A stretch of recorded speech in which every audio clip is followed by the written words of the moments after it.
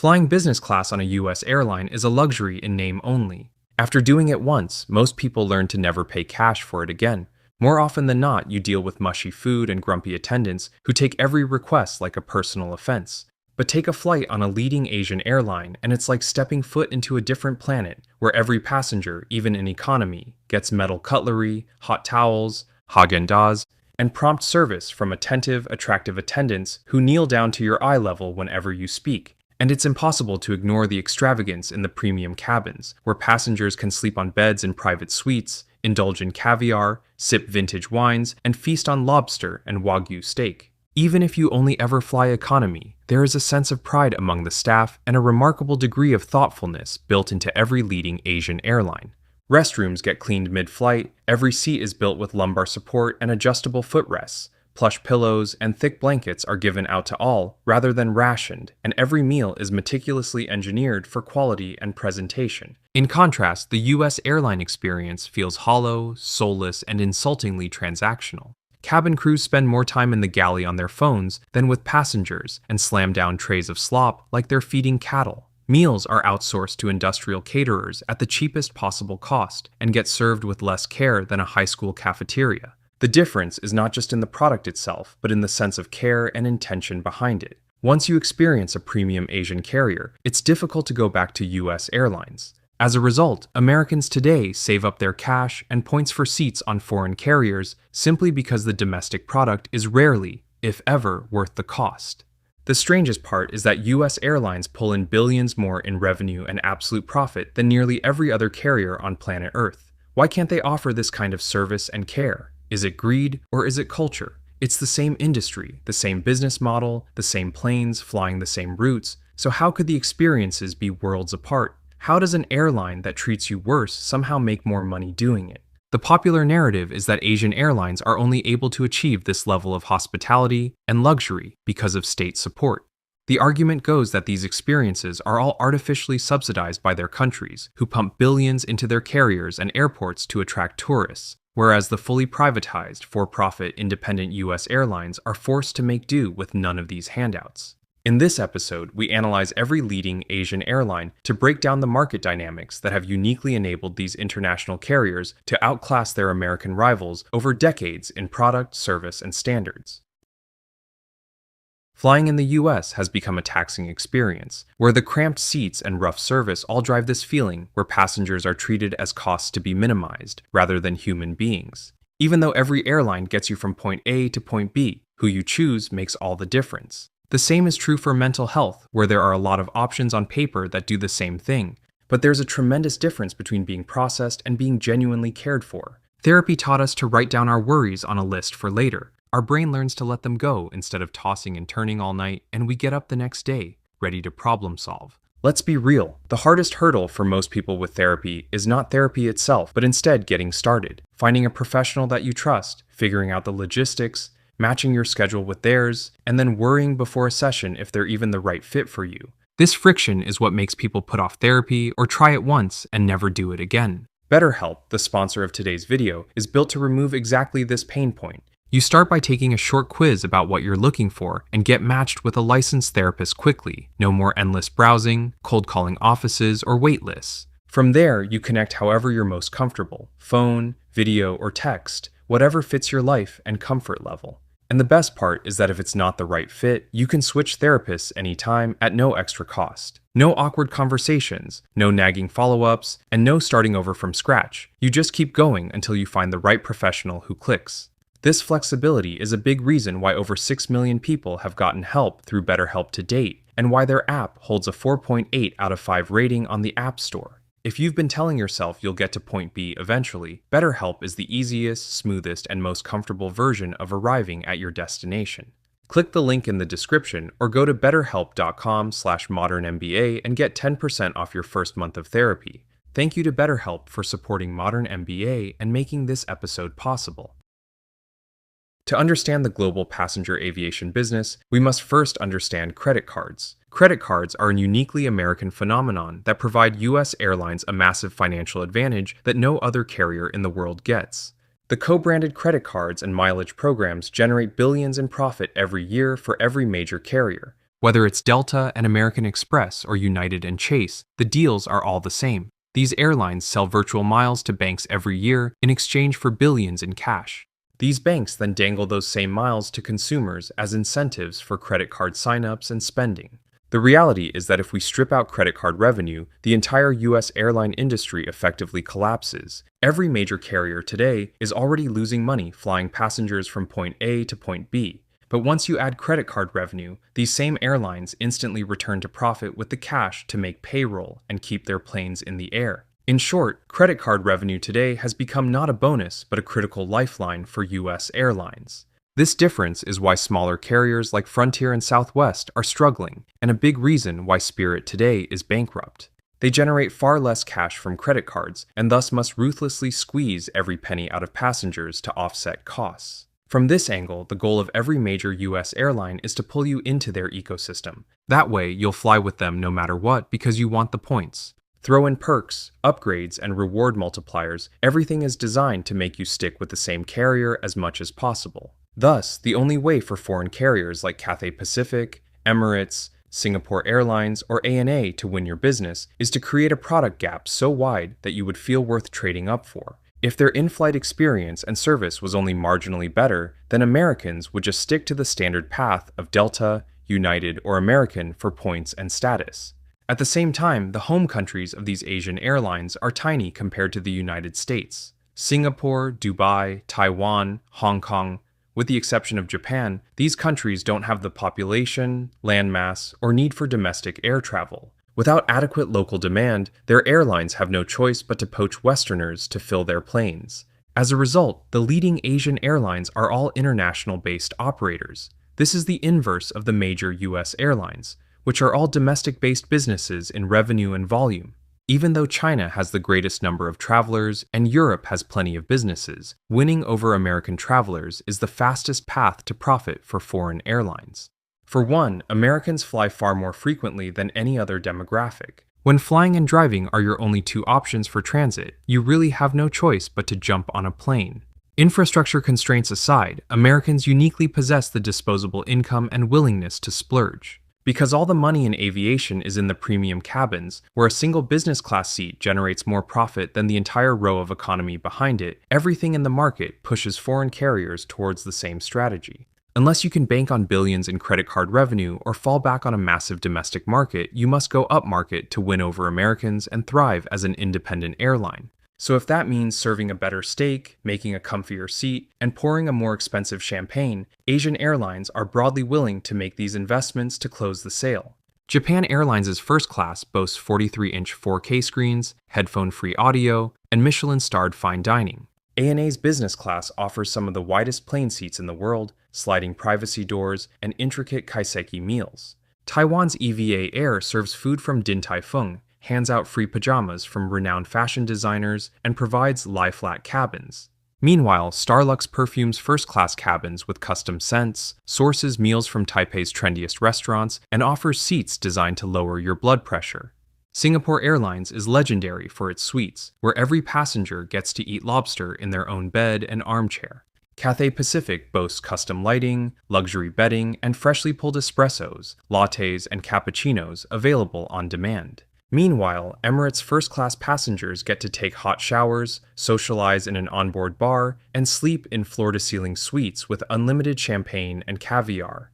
And over in Qatar Airways, cabins can be freely combined into dining spaces where passengers can order anything off the menu at any time. Each of these carriers are renowned for their service and hospitality, delivered meticulously by cabin crews made up of mostly young, attractive women. Collectively, they blow past the best offerings of even the biggest and wealthiest American carriers. But in reality, these Asian airlines are not really competing against Delta One or United Polaris. US airlines operate under a completely different set of incentives. They only need to provide a premium product that's compliant enough to satisfy corporate travel policies and comfortable enough to prevent executives from complaining. This in turn has become the defining standard for the modern American business class: inconsistent service and mediocre food tossed onto cheap plastic. For them, business class is not about excellence, but instead doing just enough to win the corporate contracts that lock thousands of employees into their ecosystems. Investing millions in caviar, bedding, and bread has virtually no upside. especially when these carriers are already losing billions anyways doing the bare minimum. Thus, the true competition for Asian airlines is with each other. They must outdo one another in extravagance and hospitality to win over American travelers in the rare instances they step outside of their credit card ecosystems. But even though Americans fly more than any other demographic, the majority of flights they take are domestic. Only 18% of Americans fly internationally every calendar year, and only 6 to 8% of this group flies to Asia. This means that Asian airlines are all competing for the top 1% of this 1.5% to fill their premium cabins. So if credit cards are the ace up the sleeve for US airlines, then luxury is the only trump card for Asian carriers. Yet today, in-flight experience is no longer enough. International carriers have invested billions to extend their brand and prestige into lounges and terminals. Singapore Airlines' first-class passengers get to dine on free wagyu burgers, lobster, and champagne at Changi Airport. Cathay Pacific's lounges are stocked with private cabanas, stone bathtubs, and massage stations at Hong Kong International. Japan Airlines Lounge features a dedicated sushi bar with handmade nigiri and self-serve sake. Starlux passengers get picked up in black cars, escorted through their own immigration, and lounge in private villas. Meanwhile, EVA Air operates multiple lounges, each with their own theme and all with self-serve Haagen Dazs. Emirates' first-class passengers get their own terminal where they can indulge in exclusive cigar lounges, spas, bars, and restaurants, all separated from the public crowds of the main terminal. These amenities are all calculated investments by every carrier to woo travelers before they've settled on an itinerary. In contrast, the lounges offered by US airlines, whether domestic or international, are overcrowded and sad experiences built around buffets of frozen food and cheap alcohol. Ironically, the most luxurious lounges in American airports today are not by the carriers themselves, but rather the very same credit card companies that are keeping them alive in the first place. The narrative is that Asian airlines can only afford this opulence because of endless subsidies from their governments. The argument goes that these lounges, cabins, services, and infrastructure are all vanity projects bankrolled by the state for the sole purpose of national prestige. Asian carriers are free to ignore profit and can operate without constraints in ways that US carriers can't, but the reality is the exact opposite. Most Asian carriers are not state-owned, with the exception of Singapore Airlines, Qatar, Etihad, and Emirates. The rest are all publicly traded, for-profit corporations. Broadly speaking, these Asian carriers are all not just surviving, but instead thriving as the most profitable airlines in the world. Like their American peers, they all publicize their financials, and any excess returns must be redistributed back to shareholders. Every government in the world provides some degree of financial backing and safety net for its domestic airlines, but no state can magically fill seats or manufacture profits. From a business standpoint, the most important distinction of all is that these airlines make money flying passengers, whereas US carriers depend entirely on credit card revenue to survive. But there is a point where luxury becomes excess. Through the 2010s, legacy US airlines, Delta, United, American, aggressively lobbied the Obama and Trump administrations to ban Emirates, Etihad, and Qatar from American airports. They asserted that there was no way any airline could afford onboard showers, cocktail bars, and unlimited caviar. These luxuries were only possible because of the tens of billions of dollars that these oil states were pumping into their airlines. Backed by infinite public funds, these Middle Eastern giants were breaking the free market in the eyes of US carriers, flooding popular international routes with fares and experiences they could never match. The nuance is that US airlines also receive significant government support. Like automakers, airlines are critical to economic sovereignty, national security, and employment. A country without its own airlines would need to depend on a foreign power to move citizens and commerce. Obviously, this is an outcome that no superpower would ever accept. Thus, big airlines are modern-day flag carriers, just wrapped in private logos, and everyone is backed by their state in some way. In the US, airlines don't get free cash from the government, but instead are propped up by the tax code and municipalities. In the 2000s, nearly every major carrier filed for bankruptcy. Despite their collapse, the planes were never grounded and passengers continued to fly. The airlines got to use federal bankruptcy as a legal shield to dump their billion-dollar liabilities onto taxpayers, tear up existing union contracts, force 30% salary cuts onto their workforce, and erase the billions owed to suppliers. This kind of bankruptcy protection would have been illegal in any other nation. The US government has also done cash injections. The first was after 9/11, when Congress handed $5 billion to U.S. airlines to keep them afloat during the subsequent slump when Americans were too scared to fly. The second was during the pandemic, when U.S. airlines collectively received $59 billion so they could keep staff on payroll without having to dig into their own cash reserves. But at the end of the day, protectionism exists only for those too big to fail. A low-cost carrier like Spirit doesn't get a bailout simply because it's too small to be worth saving. At the same time, when an airline wants to build a new fancy terminal for themselves, they get to tap into special low-interest financing. The municipality that owns the airport issues tax-exempt municipal bonds on behalf of the airline and then passes on public proceeds to fund the private construction. This cheap, state-facilitated capital has funded most of the mega-terminal projects in the U.S. of the past decade.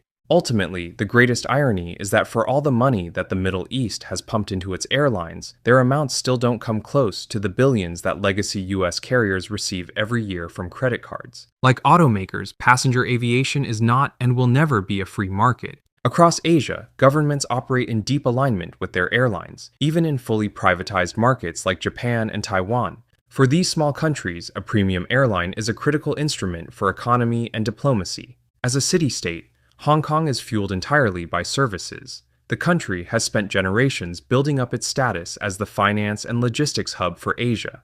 Cathay Pacific serves as that physical backbone, flying in overseas travelers, business leaders, lawyers, and power brokers to close deals while flying out goods made in China to the West. If the airline goes down, the entire country goes with it. As a result, Hong Kong is willing to do anything to keep its airline alive, even if that means breaking away from its strict laissez-faire dogma. During the pandemic, Hong Kong injected billions of public taxpayer funds to save the private, for-profit carrier, marking the first ever government intervention in the country's history since 1998. This symbiotic relationship means that Cathay Pacific will forever remain the dominant airline at Hong Kong International, with the best real estate, gates, time slots, and lounges. The same dynamic is at play with Singapore. As another city-state, Singapore has no natural resources. Thus, Singapore Airlines and Changi Airport operate in tandem as a unified, state-owned engine that anchors the nation, flying in the fresh food needed to feed its citizens, attracting the foreign investment needed for growth, and flying out the high-value microchips manufactured on the island. From this lens, Singapore Airlines' legendary business cabins are not there for wealthy tourists, as much as they are for Fortune 500 executives.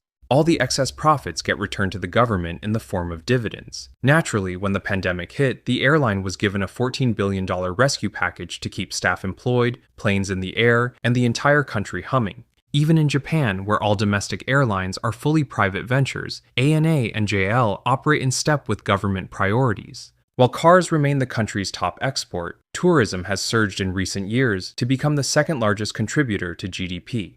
The historic depreciation of the yen has turned Japan into an affordable destination. With millions of tourists flooding in every year, both carriers are now regarded as critical growth engines that are injecting much-needed foreign cash into the country's stagnant economy. The Japanese government grants its domestic airlines the best real estate and gates at its airports, and in return, those carriers help advance national priorities, promoting rural Japan and marketing travel packages designed to funnel tourist spend into regions beyond Tokyo. Yet the dynamic in Taiwan is totally different. The country's world-class semiconductor industry generates massive organic demand for air freight and business travel. Tech executives will fly to Taiwan for its chips and expertise by any means necessary. Because the nation's economic value is rooted in technology, the country doesn't need domestic airlines to project its prestige or drive foreign investment. As a result, EVA Air and Starlux receive no public subsidies as for-profit entities and compete head-to-head alongside the state-owned China Airlines. In Qatar, there is no boundary between airline and airport. Both are state-owned assets controlled by the same leaders. As a fossil fuel state where natural gas exports make up 80% of GDP, Qatar's leaders understand better than anyone that its present-day riches cannot last. The country has aggressively reinvested its fortunes into building up Qatar Airways in the hopes that the airline can drive the country's transformation away from oil and towards finance and tourism.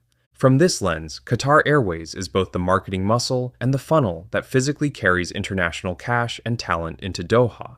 In contrast, Dubai possesses little oil. With oil production down since the 90s, the state recognized early that a new economy of tourism, logistics, and trade would only be possible through aviation. Today, aviation is the lifeblood of the emirate, contributing 27% of the nation's GDP and employing 1 out of every 5 workers in the state. Emirates Airlines serves as an all-in-one advertisement and pipeline for Dubai, bringing in rich tourists, foreign investors, and institutional capital that in turn fuel the city's real estate. In short, the smaller and less self-sufficient a nation, the more likely it will cultivate, foster, and nurture a premium airline to develop trade and convey prestige in the absence of hard military or economic power. On the other hand, U.S. airlines are not treated as flag carriers. While they are still recognized as critical national infrastructure, the federal government treats United, Delta, and American-like utility providers. Beyond safety and antitrust, the U.S. remains hands-off. With an abundance of hard power and soft power as the global leader in military, currency, banking, culture, and entertainment, the country has no incentive to elevate its airlines. America is a brand name destination. Tourists will visit, the wealthy will immigrate, and the talent will come no matter how poor the in-flight experience and onboard product gets. Thus, the overwhelming priority is punctuality and safety rather than aesthetics and experience. This mindset bleeds into the infrastructure where airports have historically been designed for efficiency rather than spectacle. Most U.S. airports languish far behind those of Asian countries with faded carpets, low ceilings, cramped spaces, and outdated lighting. Things only started to change in 2014 when Joe Biden said the quiet part out loud as vice president, describing New York LaGuardia as something out of a third world country. His viral comments and efforts since have driven bipartisan investment. While a few airports in recent years have begun to buck the trend like Portland and SFO, these upgrades took over a decade to materialize, billions in funding, and remain limited to a handful of big cities. The challenge is that American airports are run by either a state agency, city government, or local port authority, who must keep the lights on by charging fees to passengers and airlines, issuing bonds, or receiving federal grants. This fragmentation in governance and funding is the reason behind the extreme inconsistency of American airports and also generally limits renovations to cities where aviation is a political priority or is already thriving. Because U.S. airports are not subsidized by taxpayers, they generally don't have the money lying around to fund billion-dollar rebuilds and expansions on their own. As landlords, they have to rely on airlines to lead and finance renovations on the very terminals they rent as tenants. For airports that are dominated by a single carrier, the path of least resistance is to let that airline take even greater control over its own terminal and decide everything from the type of chairs passengers sit in to the number of gates their planes get to park at. As we covered in the past on Modern MBA, the major U.S. airlines rule through fortresses. These are airports where United, Delta, or American single-handedly hold 70% or more market share and physically block out competition by dominating the limited number of gates, ticket counters, and real estate available. These carriers love this arrangement where they lead renovations and financing because it gives them leverage over the airport. Terminal renovations aren't just about making bigger, nicer spaces for planes and passengers, but about asserting control over the passenger journey. Airports are public facilities, built on public land, that exist to benefit all travelers. Yet under this model, public infrastructure gets warped to serve private interests, and a terminal gets optimized for a single carrier, brand, and set of passengers rather than the general public it's meant to serve. Because the flashiest upgrades cost billions, this strategy is available only to the richest and biggest U.S. carriers. They're the only ones with the cash flow and fortresses to play this game in the first place. Thus, even if a renovation runs over in both time and budget, the airline still comes out ahead as a new terminal solidifies the airport's dependence on it for the next few decades. It's a case where the rich get richer and the poor get poorer. This also leads to inevitable fragmentation within a single airport, where a new, privately funded terminal will sit adjacent to another with its outdated flooring, amenities, and chairs, simply because that rival airline could not match that investment for their own space. In contrast, Asian and Middle Eastern airports operate on a top-down model where the airport authority designs, expands, and renovates every terminal under a single aesthetic and holistic vision. Beyond the lounges, no control is ever ceded to an airline, and even state-owned carriers must operate within the space provided. The airport funds everything itself, and no tenant is allowed to commandeer a terminal the way U.S. airlines do. Singapore proactively upgrades Changi Airport to ensure the infrastructure keeps up with their airline. And as Japan has expanded Tokyo's airports, ANA and JAL have matched the state in timing and scope by deploying their own capital to fill these new terminals with cutting-edge lounges. Dubai has committed $35 billion to build a new, bigger, flashier international airport for the growing Emirates, and the same is happening for Qatar Airways. What's notable is not just the timing and coordination of these upgrades between airport and airline, but that these capital projects are ultimately financed by passengers. Asian countries bundle significant departure fees directly into every plane ticket based on cabin class. Singapore collects $50 from every passenger in economy, leaving Changi Airport. Hong Kong collects $60, the Gulf states charges $40, and Japan takes $30. Now, the US also charges departure fees, but the vast majority get pocketed by the federal government rather than the airport. The passenger facility charge is the only fee that flows to the airport and has been capped at $4.50 for a direct domestic or international flight for the past 25 years. To put into perspective just how absurdly low this is, Taipei International collects more revenue per passenger than any American airport. U.S. carriers have successfully lobbied Congress for decades to keep the passenger facility charge low in order to depress ticket prices, preserve the perception of domestic air travel as affordable, and to stifle public demand for high-speed rail. In contrast, Asian airports keep the lion's share of their departure fees. As a result, American municipalities are starved of the income stream that is meant to fund capital improvements for the airport in the first place. They have no choice but to rely on federal grants, local bonds, or private entities for upgrades. Under this lens, U.S. airlines effectively strangle the very airports they operate from. Meanwhile, in Asia, this divide between public and private, or airport and airline, just doesn't exist. What's tricky about this kind of cross-border analysis is that there are stark differences in geography and scale. Asian carriers get to concentrate virtually all their investment and effort on one single airport, at most, two. If a crisis occurs, the entire airline can mobilize into restoring their crown jewel. In contrast, the major American carriers must oversee a massive continental footprint. They each operate 7 to 10 major hubs and serve hundreds of airports nationwide, dozens of which also double as bases for crew, maintenance, and parts. On any given day, they could be tackling a winter storm in New York, a labor strike in San Francisco, a mechanical failure in Chicago, a catering shortage in Los Angeles, or a scheduling error in Florida. With their fleet, staff, and operations spread out across hundreds of domestic venues, worrying about if the champagne at the lounge has been properly chilled is nowhere on the list of priorities. While an Asian airline can unveil a world-class flagship lounge at its lone fortress in a single ceremony, a U.S. carrier must split its resources across 7 to 10 key hubs. They have to peanut butter spread their capital, which instantly dilutes any premium experience into a standardized, replicable, watered-down product.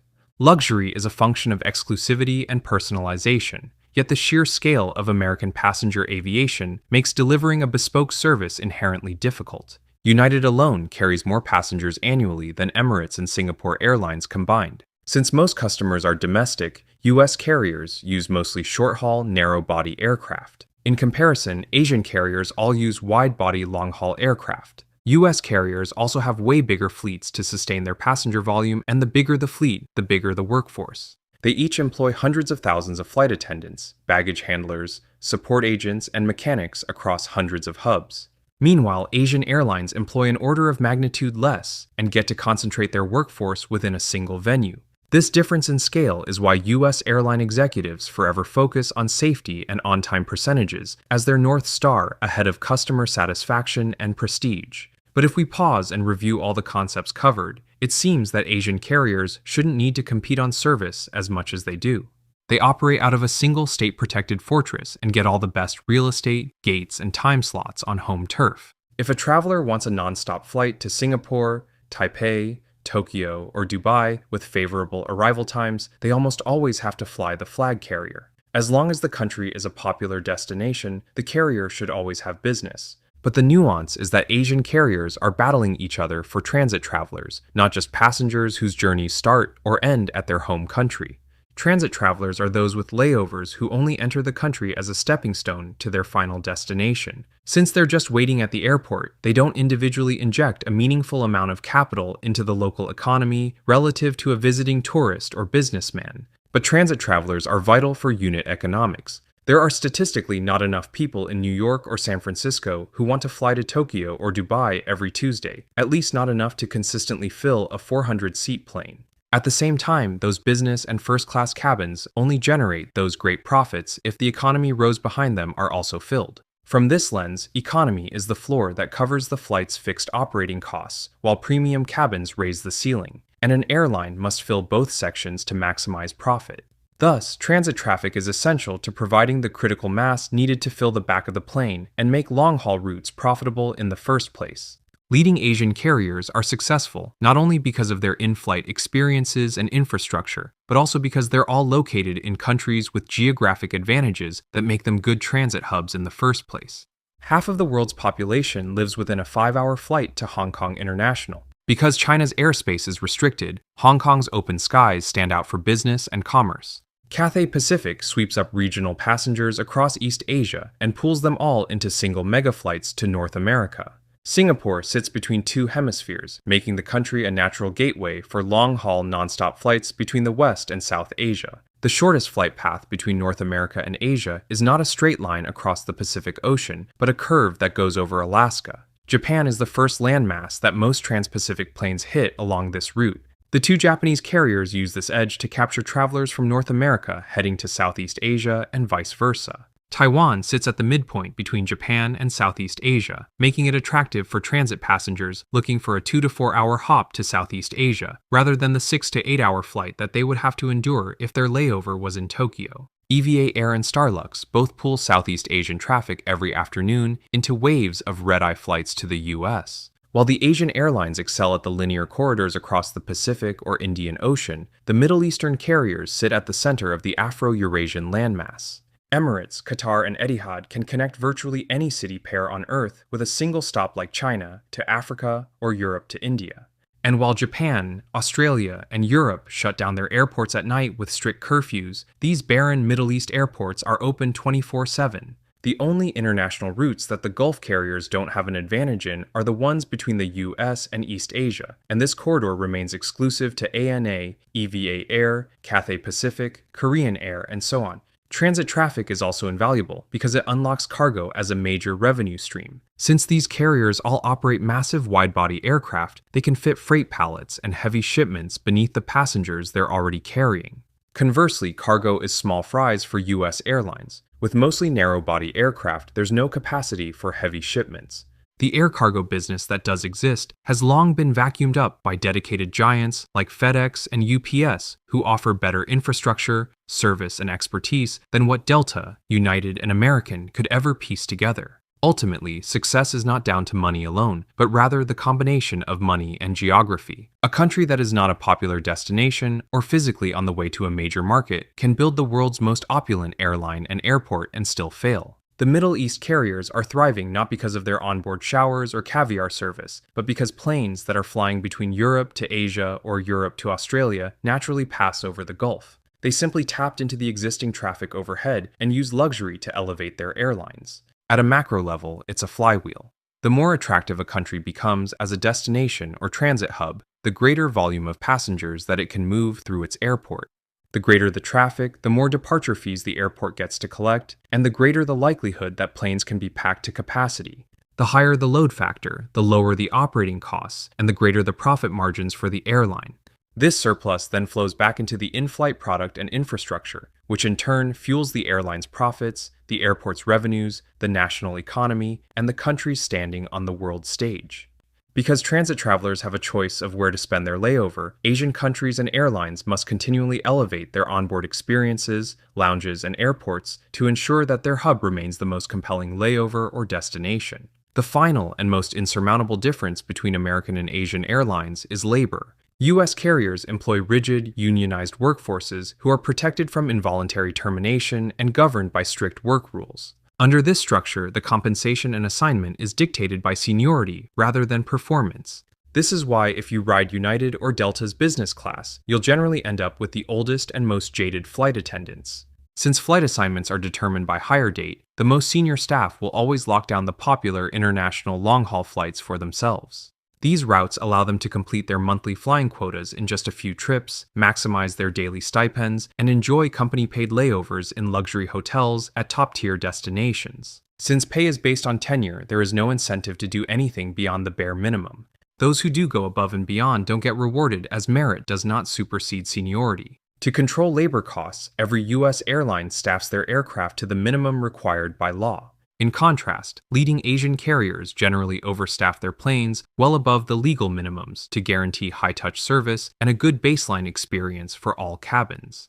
While being a flight attendant in the US is seen as a stable middle-class job, being a flight attendant in Asia is a coveted, prestigious role. The applicant pool is ultra-competitive with training regimens that cover everything from grooming and posture to presentation and emotional intelligence. Every carrier imposes uncompromising standards, employment structures, and hiring criteria that would be illegal in the West. Flight attendants are chosen based on gender, age, fitness, and appearance. Most crew are hired on fixed 3 to 5 year contracts where only the cream of the crop who pass the medical assessments, performance reviews, and visual evaluations get extended. Those who fail or simply age out get transitioned to back office roles or leave the sector entirely. While unions are banned in the Middle East, they exist in East Asia. However, their governments historically side with management during disputes, as the airline is simply too vital to the economy and country to be bogged down by collective bargaining. These carriers also regularly hire from beyond their home country, which enables them to suppress salaries over time, widen recruitment to billions of applicants, and foster competition even for existing hires. In contrast, labor is the single largest operating expense for Delta, United, American, and Southwest.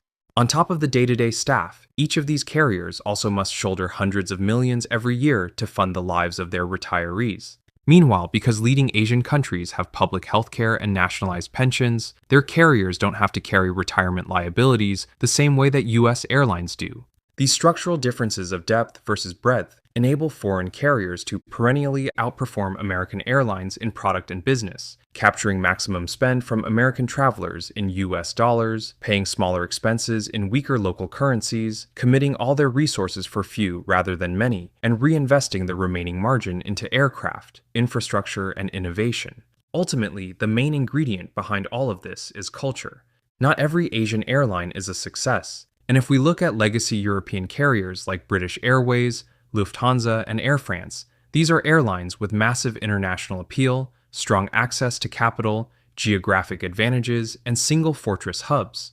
British Airways maintains a near monopoly over London Heathrow, which is the world's busiest and most lucrative international airport. The same is true for Lufthansa and Frankfurt. With the soft power of the UK and Germany, these two carriers on paper have everything they need to match the success of Asian airlines. But in reality, the in-flight experience and onboard product at these European airlines is just as bad, if not worse, than US carriers.